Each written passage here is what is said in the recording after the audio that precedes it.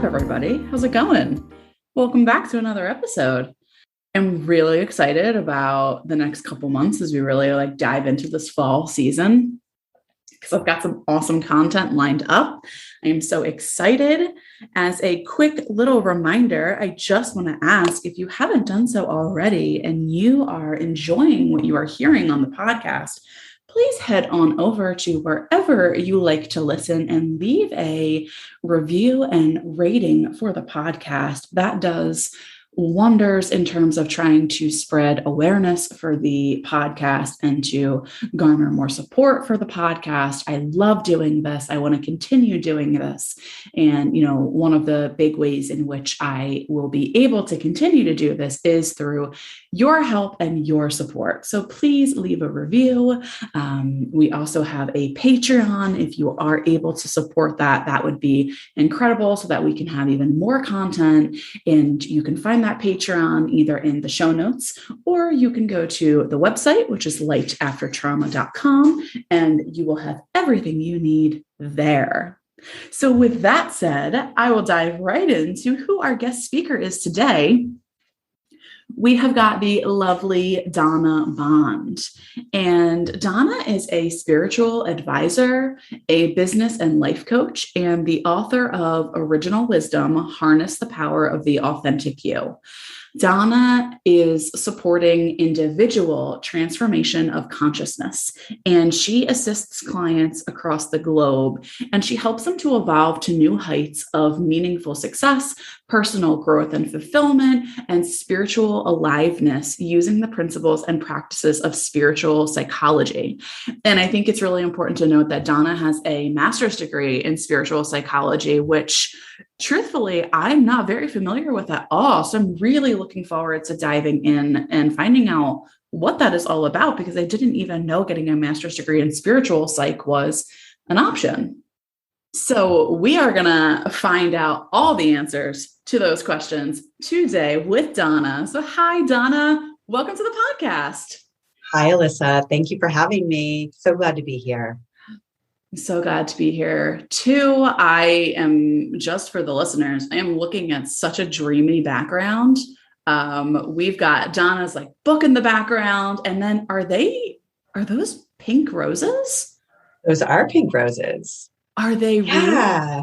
Yes, they are real. I get roses every week as a gift to myself and as a gift to my clients. And I just love the energy that they hold and the fragrance that they emit. And they remind me to be soft and go with the flow. And yeah, I love them. I love them.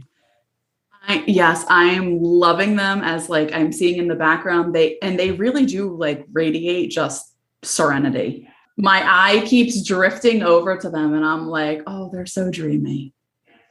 Okay, so that was our rose corner. If you don't have roses, get some in your home. I apparently need to go out after this and buy some roses. So welcome. And I wanted to start out by asking you, one of the things that I was saying right off the bat in the introduction is you have a master's degree in spiritual psychology. Yes, with an emphasis in consciousness, health, and healing from the University of Santa Monica. So I wasn't even aware that you could get a master's degree in spiritual psychology. Are those programs few and far between, or is that something I've just completely missed the mark on? Well, the University of Santa Monica was delivering this master's for about 35 years, believe it or not. Oh, wow. Yeah. And they actually are no longer delivering the actual master's program, but they have reimagined their offering into something called soul-centered living, which is terrific because it really makes the program available to a wider audience. You don't have to have any prerequisites or credentials to participate in the program. And, the study of the program is you, right? You're the topic, you're the homework, it's a journey into yourself. And Yeah. a lot of the people who attend the program don't go on to work in the field. Many of the graduates do. I have found my way into transformational coaching as a result of the program. But more often than not, people who participate in that program, they just show up in their life in a really different way. Yeah. I love hearing you say that, because that's everything that I would imagine that master's degree would be, is like a deep dive into you, essentially. Yeah. Yes.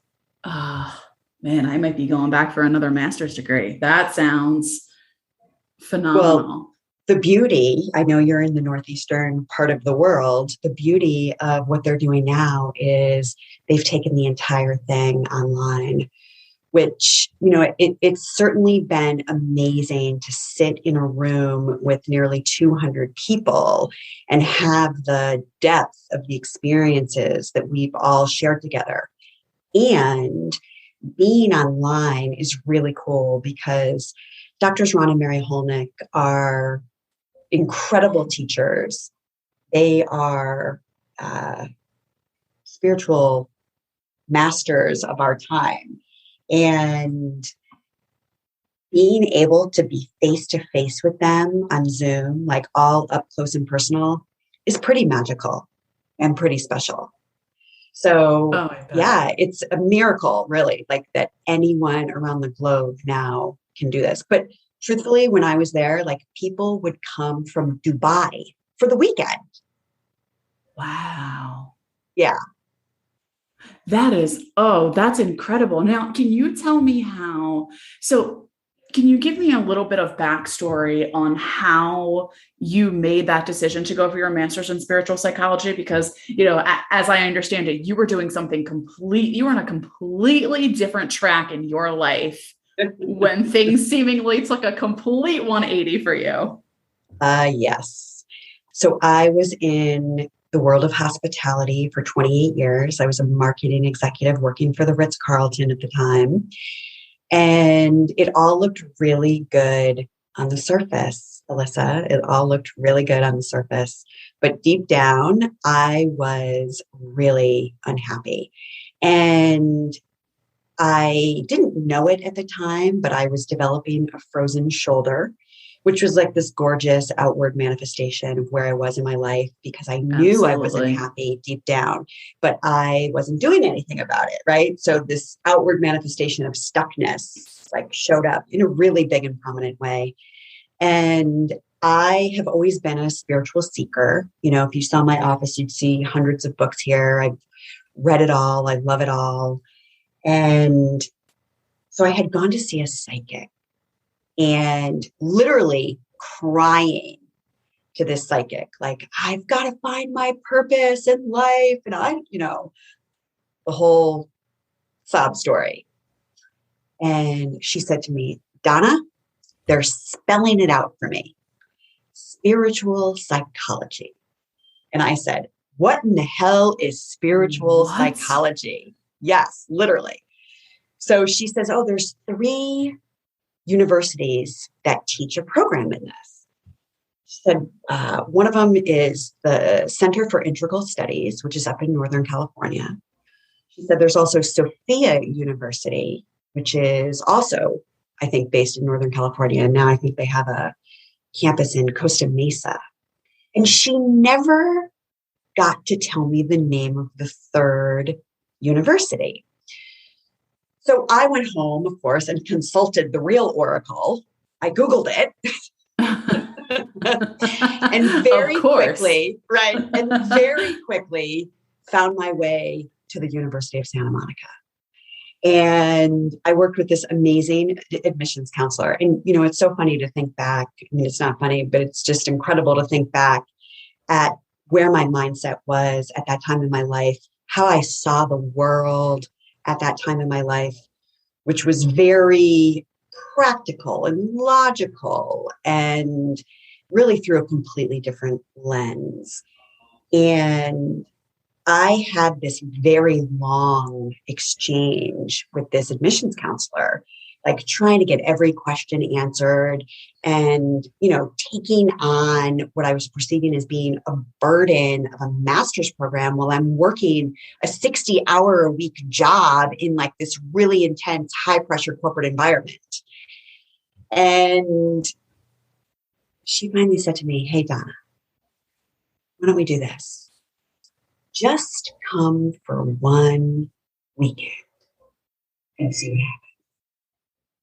And like, those were such magical words, right? It's like that. When I think about it, time stopped in that moment as I was being invited into making such an important decision for my life.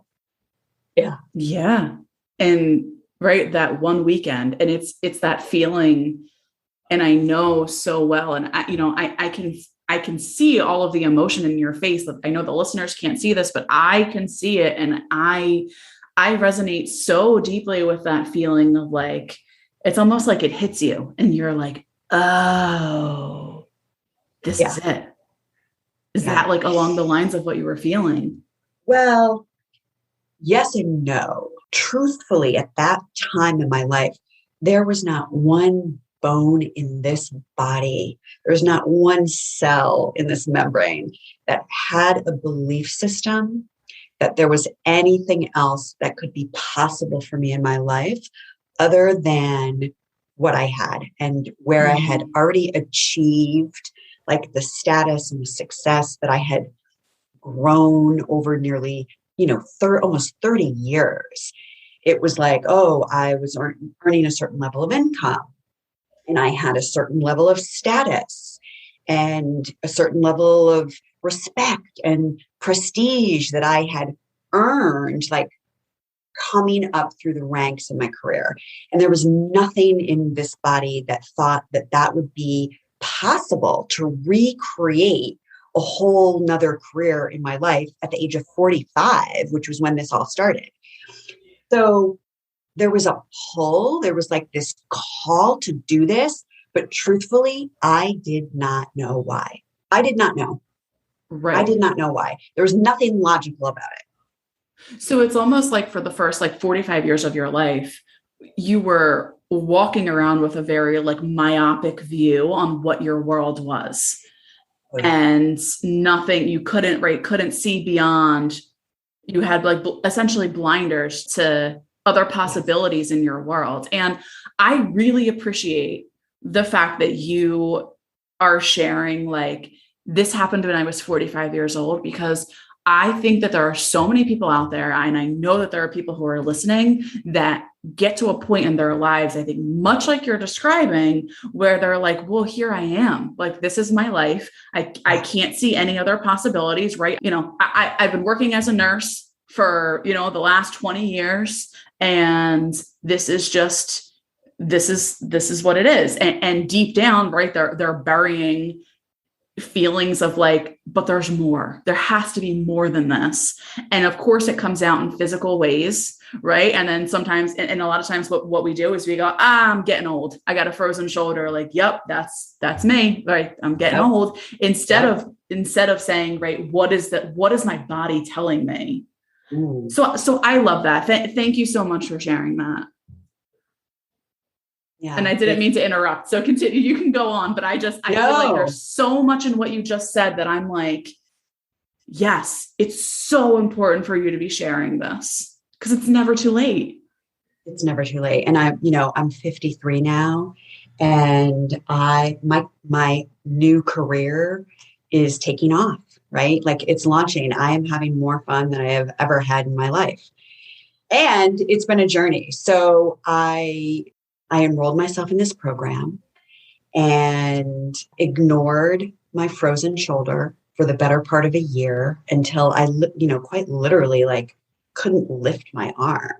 Yeah. And when I finally reconciled with what was going on with my shoulder and decided to actually address it, I had an experience where I have to call it divine intervention because there's really no other way to call it, but I was on my way to the Ritz-Carlton Global Leadership Conference. I was on an airplane.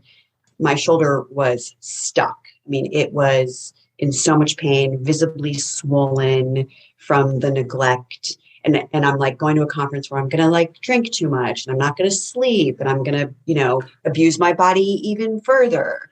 Right. And I was reading a book called Finding Your Element by Ken Robinson. And I was like really excited about this book because I've been looking for my element my whole life. Still right. That's the very thing you've been searching for. Right. And I'm reading, and he's talking about how we play it safe. And he's using all these metaphors and these analogies. And he's, uses Mark Twain's metaphor, 20 years from now, you're going to be more disappointed by the things you didn't do than by the things that you did do. So sail away from the safe harbor, throw off the bound lines, explore, dream, discover. I think I just twisted that around, but you get my drift. And so as I'm reading this, all of a sudden, I feel like there's this emotion that is bubbling up inside of me. And then there's another line that says, what lies behind us and what lie before us are tiny matters compared to what lie within us. And that's a Ralph Waldo Emerson. One of my favorites. I feel like this emotion has like moved its way up into my chest. And then I get to the clincher, this little 8-liner that is by the poet Elizabeth Appel called Risk. This poem is often attributed to Anais Nin, but she didn't actually write it. And then the day came when the risk to remain tight in the bud was more painful than the risk it took to blossom. And when I read that, Alyssa, like my shoulder was the bud. My shoulder was that bud. And I just had this like out of body experience as I was on this airplane, suddenly having complete and utter clarity that I needed to leave my job. At this point, still, there's not one bone in my body that thinks I'm going to be a coach, that even this is not anywhere in my spirit. It's not in my radar. It's not in my consciousness. But I'm going to quit my job. And I just get this dose of clarity around this. And even though I don't have a clue or a plan, I am clear that this is what needs to happen. And so I go to this conference, and an important part of the story that I didn't mention earlier was that as I'm evolving in this program in spiritual psychology, I'm doing a lot of exploring of my consciousness and sort of testing out the laws of the universe. And I was doing an experiment where I was asking the universe to bring me an apple. And right before I left on this trip, I had sort of demanded the universe bring me an apple. Very random. No attachment to this whatsoever. Like couldn't care less whether this happens or it doesn't happen. Almost like you were testing the waters a little bit. Yes. So I had like thrown this out there, right? So I have this experience on the plane, go through this conference. It's the very last night of this conference. And my name is called to the stage where I am the recipient of the Western Regional Marketing Achievement Award for the 3rd consecutive year in a row. And as I'm walking back to my table with this award in my hand, I'm even more grounded in my knowing that like, I'm out, I'm done. I've had an amazing career. I'm so proud of all that I've done and all of the gifts that this has given me. And even though I have no idea what's next, like I know I'm done. I'm done here. Well, I sit down at my place setting, and served before me is dessert. And it is this incredibly elaborate apple dessert with like apple confit and green apple sorbet and like apple this and apple that. And because it was with the Ritz-Carlton, they don't miss a beat. There was a menu card. So there was no mistaking what this was that had just been set before me, because the menu card is now describing in great detail this apple dessert. And so I sat there at that table and just let the tears roll down my face as I became aware in that moment of the part of me that is so much greater than anything that I had given myself credit for up until now, right? Like than any of my belief systems or upbringing or conditioning or patterning, that there is this other part of me that is absolutely indefinitely connected to the infinite universe and the intelligence that is everywhere present. And it was like I collided with that, and it was fantastic. I'm sure that in itself felt everything. like an outer body experience. Without question. Without question. I mean, I have head to toe chills. Like when we're recording this, it's like the hottest day that we've had so far in summer over here in Pennsylvania. But I am covered in goosebumps from head to toe because that is, it's beautiful. I don't have any other words that can do it justice. It's just, you sought out the universe and the universe said, hey, I'm opening my arms to you. And I love that. So did you end up quitting your job? I ended up quitting my job. Yes. That happened in March. I actually resigned. Well, I actually ended up going out on a medical leave of absence and having shoulder surgery. And through my healing journey with my shoulder, I got clear about, well, what am I going to do next? Because I needed to earn an income, right? That was a piece of it for me. So I decided to become a marketing consultant. And I thought I would pitch the Ritz-Carlton on hiring me to train my replacement to take my role as the director of sales and marketing there. So I ended up resigning in October of 2014. And I worked as a marketing consultant for about a year and a half. And still there was nothing in me that really believed that I was going to be sitting in these sacred, intimate conversations, one-on-one with people, being given a sacred opportunity to help them solve problems in their life and live into their next level of potential.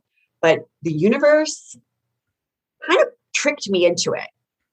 That's the truth. So it's almost right. So it's almost like you had no idea where all of this was taking you. You just knew it was time to change, but you were going with it, right? You were surrendering to wherever it was that you were being led to. Yes. Yeah. Which is a hard thing to do. Like, let's not gloss over that, because just being able to surrender itself is very hard to do. It's really hard. And I think, first of all, I guess I have to say, I could not have done this without the support that I had through this master's program at the University of Santa Monica. And really being wrapped in this container of not only loving, but this belief in me when I couldn't believe in myself, right? There was this template that was being held for what was possible. And that's why I love coaching so much, right? Is because we get that partnership, and you've got a partner who is believing in you when all else fails. Yes. Yeah. I actually have a coach that I work with, and that's exactly what it is. It's at the end of the day, knowing that there's somebody there who's still going to wrap you in safety and comfort and support along this journey. Yeah. They're real so there was lifesavers. A lot of surrender. They are. And I, definitely went through an undoing, because my whole life was about my job. and who I was at my job, and who I was my job. So there was a lot of identity crisis. There was a lot of ego death, right? Of just unraveling all of that. And this all happened within the context of my marriage, and which is still alive and healthy and beautiful and supportive and all of those amazing things, which is a whole other story and a whole other interview. Truly, because that's a whole other book. Yes. I said yes to one thing at a time. And I guess, for the people who are listening, that's a really helpful way when we're being asked to surrender. It's like, you don't have to surrender to everything all at once. You just have to surrender to what's in front of you right now. And that is basically what I did. It's like I took one little step out of my comfort zone. I took one little step like in the direction of kind of where I wanted to go. And then I let the universe fill in the blanks. And once I took that one little step, then the next step got revealed. And the next step didn't get revealed until I was willing to take that first step, right? So there's this give and take with the universe that I think is so important, that we can't opt out, right? Like, we got to stay in the game. We have to participate in our own forward motion. And we can make a move, and then the universe is going to meet us there. Then we can make another move, and the universe is going to meet us there. But the universe isn't going to meet us until we make the first move. Yes, it's almost a mutual respect, right? It's a mutual trust that's forming. It's not, I think the way you're describing it is very, very beautiful and more accurate than what I've seen it described. Or as I think a lot of people think that it's like, well, if I ask for it, it's all mine. Right. And that's where I think, things like, manifestation sort of like get taken, they take off, right? People take them to unrealistic heights because it doesn't work like that, right? You don't sit down and write on a piece of paper, I want, a Mercedes-Benz and a $6 million home and a $58 million yacht. And then go sit on the couch. Yes. Yes, exactly. So the way you're describing it is very, very beautiful. Thank you. Yeah. So that's what I did. It was one step at a time. And I was my master's is in spiritual psychology with an emphasis in consciousness, health, and healing. And when I was going through the consciousness, health, and healing part of the program, we had to do a service project that was like donating, I can't remember the number exactly, like 56 hours of our time in service.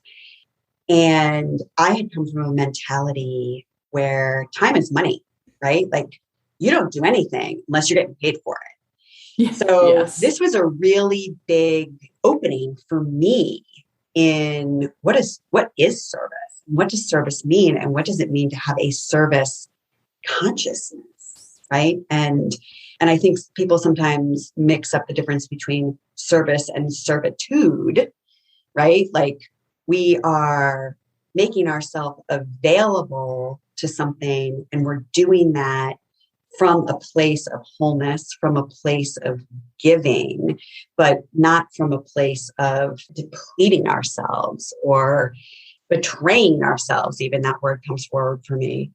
Yes.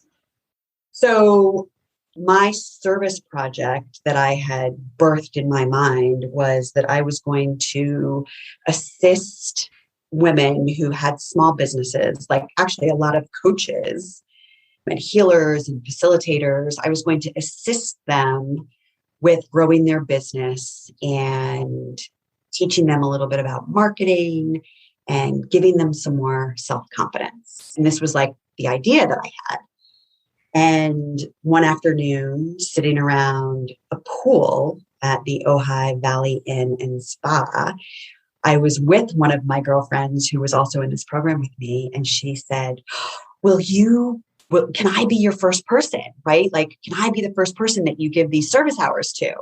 And I said, absolutely. It would be my honor to support you. I would love that. Well, when I turned in this project to the University of Santa Monica, it got denied that my service project was not going to fulfill the requirement for what I needed to do for my master's. Mm. However, I had already made this commitment, right, to this woman that I would assist her. And so I'm a woman of my word, right? I really operate with a good amount of integrity. So I basically said to myself, well, even though I have to now still find something else to meet this 56-hour requirement, I'm going to help her. I'm going to still help this woman. And that's where the magic happened. Because when I sat down with her and got myself out of the way, I opened myself to be a channel for the divine. And the universe was working through me in a way that was extraordinary and magical and beautiful and loving and compassionate and accepting and extraordinary on all of these incredible levels. And that is how I was invited into gifts that I had that really were laying dormant within me. And I had to put myself into a position that maybe I wouldn't have normally put myself in to be able to discover those gifts. Yeah. As you're sharing your story, I can't help but think to myself, like, what a magical transformation. It's been 8 years, right? 8 years. What a magical transformation. Like, what 8 years, even though it may seem like a long time, is so quick for especially for such a drastic change in essentially the way you view the world around you. It's like a rebirth. It's like being reborn. And it's powerful. 8 years. 8 years. Well, it's so funny that you're saying this because yesterday I was speaking with somebody and we were talking about the significance of a 7-year cycle. And so I had hung out a shingle, right, as a marketing consultant initially upon resigning my position. And I did that for a year. And on June 30th, a year into that, I made the decision to become a full-time professional coach. And that meant saying no to any marketing gigs that might be coming my way. And so I have just completed that 7-year cycle of being a full-time professional coach. And just like as a side note, because we love the universe and it's always inviting us to learn and grow, right after I made this commitment, right? Like, I'm a full-time professional coach now. It's my one and only. That's what I'm doing. Didn't I get a call for, like a big fat job in marketing?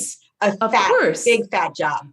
Because who would the universe be if it weren't testing you? I know. Of course. Yeah. So I said no. And it was so amazing. And listen, make no mistake, I needed the money. Let's be clear. But I said no. And that was fuel for the universe to help me align with where I was. And, it all started there. It's incredible. I love hearing these things because it's like, it gives me life because there's so much power to this. There's so much strength and touching on even just saying like, make no mistake, I needed the money. Right. And I also think that's something so many of us say. In fact, I found myself saying that last night, right? I am feeling at a place in my life where I feel very called to slow down, and I'm getting signs, like the universe is just hitting me over the head with signs that I need to slow down. And of course, I'm so good at finding a reason to not slow down. And I also don't want to gloss over how difficult that is for so many people to go, yes, I need the money. Yes, I have a family to provide for. Yes, I need X. Yes, I can't do this because of X, Y, Z, whatever. To stop, to turn all that off and to just say, no, because this doesn't feel right for me.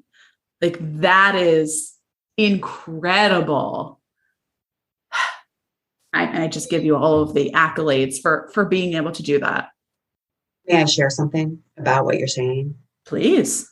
Coming from somebody who had a regular direct deposit paycheck every 2 weeks, right, for 28 years, there was a lot of mindset shifts that really needed to take place as I became an entrepreneur and became responsible for generating my own income. I live in Southern California, right? It's not cheap here. Right, exactly. So one of the things that I became aware of, and one of the things that is really in my teachings, in my book, Original Wisdom, Harness the Power of the Authentic You, is about energy. And that energy of doing, the energy of like the pushing and the striving and the going and the forcing and the doing, that is an energy of contraction. And it's an energy of compression. It's an energy, it's a heavier, denser energy. And when we're in that energy, it's harder to let things come into our experience.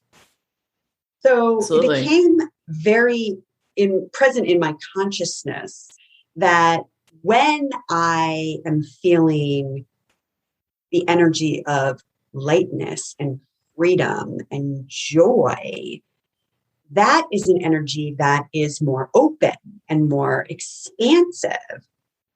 That is an energy of allowing. That is energy of receiving. And so I began to do this experiment with myself where I would take a Tuesday, right? Like in the middle of the week, in the middle of the month, I would take a Tuesday and I would just go play. It didn't matter. Like, let's be clear, I have 101,000 things at my desk that could and should be done. But I would take a Tuesday and I would find a girlfriend and I would go goof off. And I would do this intentionally because I wanted to shift the energy. And in so doing, invariably, I would get a call, like on my way home, from somebody who's looking to start a 6-month coaching journey, or somebody who's inviting me onto their podcast, or somebody who needs me to come into their corporation and consult. It never fails. Never fails. You're so fails. right. So I love to like break ourselves out of the monotony of physical world reality and how we get trapped in our own BS, right? Like there is always a different way. And we have the power and the choice to invite ourselves into that different way. Yes, we do. And it's not easy, but it's so worth it. And, I think the other question that I wanted to ask you, and I'll ask you this before I also ask, like, where folks can find you and things like that. But is it safe to say that this process can also be a bit not cyclical, but I don't find, at least for me, and maybe it's different for you, that it's as easy as like once you enter into the path of letting the universe guide you and saying no and saying yes and doing what feels right and creating more space for more play, more positive energy, you still can get stuck. Like it's because you've spent so many years of your life doing things one way. And then sometimes it can be tough, right? So is that the case for you where you do have moments where you're like, oh, oh, like I can sense like there's some bad energy. I need to kind of get things right again. It's not just sort of like, well, everything's rainbows and puppies and butterflies, now that I've made this decision, right?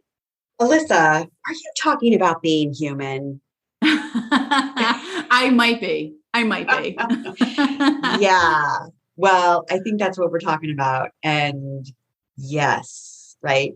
So here's how I see it. We want everything to be linear because that's how we think the world works in our logical That's what left makes brain, sense analytical mind.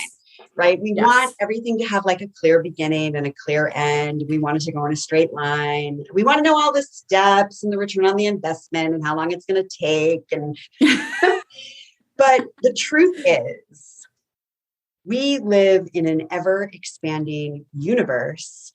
And I believe that all growth and transformation and all of the forward motion of this ever expanding universe happens in a spiral.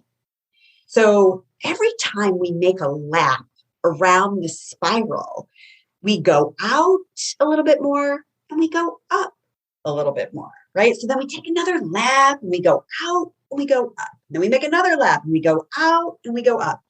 And what happens, the way I see it, is there's like little sticky patches along the spiral, right? And like you've just made another lap and you've been here before. You might have a little bit of a different perspective, and there's still something for you to learn. Yes. So it's like you have a choice right there to open yourself and to be able to see what is here for me. What can I learn from this? How might I grow from this experience, person, circumstance, trauma, right? Whatever it is. Or are we going to shut ourselves down, lock in, close up, right? And we've all been to that story as well. Yes. So I think what you're saying is very, very real. I know that as long as we are in these human bodies, on this human adventure, we will continue to have those sticky places along the spiral. And, transformation is about changing our relationship to something. And so if we can begin to change our relationship to how we relate to ourselves and how we relate to the world, when we're going through a difficult period, that right there can bestow many gifts. Yeah, you're absolutely right. And I also have to say, as somebody who's a very visual person, I am deeply appreciative of that visual that you provided, because that is exactly what I was trying to say. And that is exactly how it feels. And I also think that it's very, very important to point that out, because it really is a lifelong process. It is a lifelong process. Yes. So now, what we heard from you today, is that just a snippet of all the things that can be found in your book? Because your book it's a memoir, correct? Yes, it's a teaching memoir.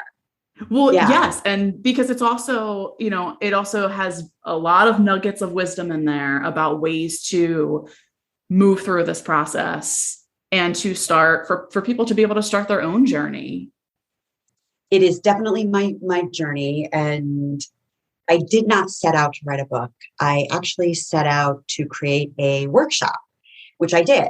And over time, I wanted more stories that could support the teaching point that I was trying to make in my workshop.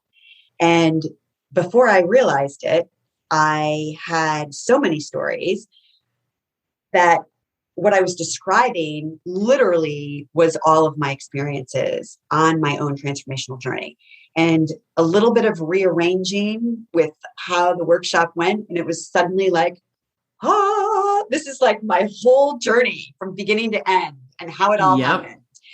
And so in each chapter, there's all sorts of fun, synchronistic, serendipity. I don't really believe in coincidence. I believe that everything happens for a reason, and that, of course, there is a lot of deeper meaning to our life and our existence. And so I've got all of those fun nuggets in there. And I offer an opportunity for transformation at the end of every chapter. So this is really inviting the reader to have their own experience with whatever the teaching point is. And so I give you the chance to engage with life, right? Like to take what you've learned and really apply it in your life in some way, because that's really the only way that we learn. And that's the beauty of the University of Santa Monica and the programs that they deliver there, is they are experiential learning. And this master's is not just something that wound up in my head, right? Like it's in my body. I embody this work because I lived it, because I took all of what they were teaching and I applied it to my real life in a very, very real way. And I got the feedback from life, from the universe. So I offer these opportunities for transformation, as well as something that I call a sacred truth activation.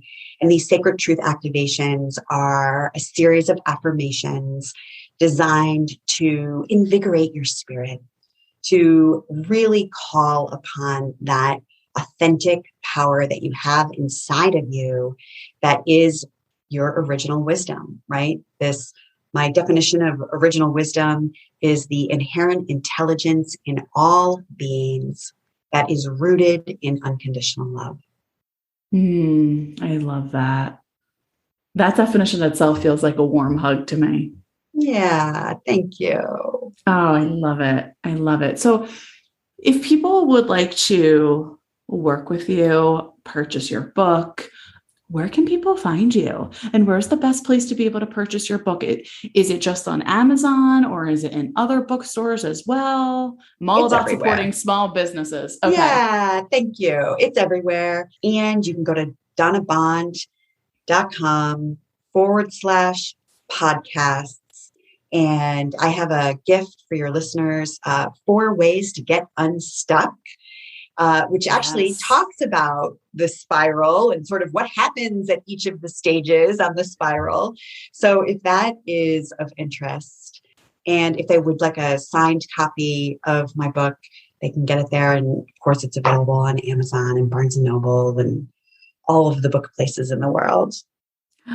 Ooh, that is fantastic. Thank you so much. So to the listeners, all of this will be included in the show notes. And I think the last thing I want to say is, I know that you have just said that there are no right? You don't believe in coincidences, and I do not either. And I have found that as somebody who, I started this podcast a year ago, and this podcast is very much about, it's about interviewing other people, and it's about learning about trauma and healing and all of the things that go along with that. But I'm also very, very open and transparent with listeners and folks about my own journey to recovery from complex PTSD and an eating disorder. And, looking at the headspace I was in last night, which was not a very good one, to say the least.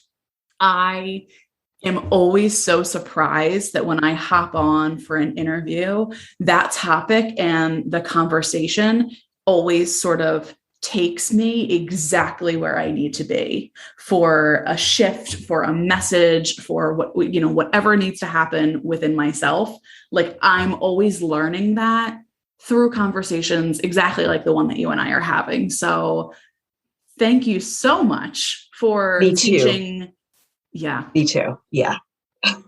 It's a beautiful thing. It really is.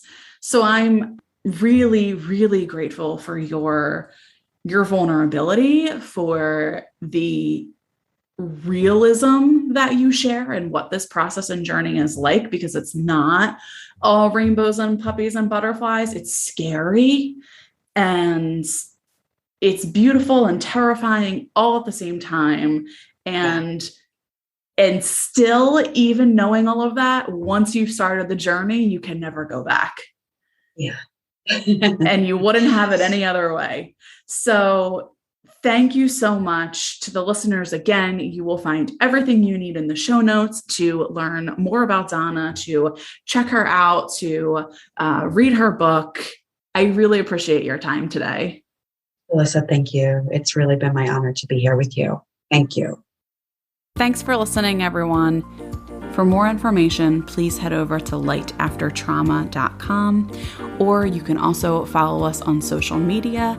On Instagram, we are at lightaftertrauma, and on Twitter, it is at lightafterpod. Lastly, please head over to patreon.com/lightaftertrauma to support our show. We are asking for $5 a month, which is the equivalent to a cup of coffee at Starbucks. So please head on over again. That's patreon.com/lightaftertrauma. Thank you, and we appreciate your support.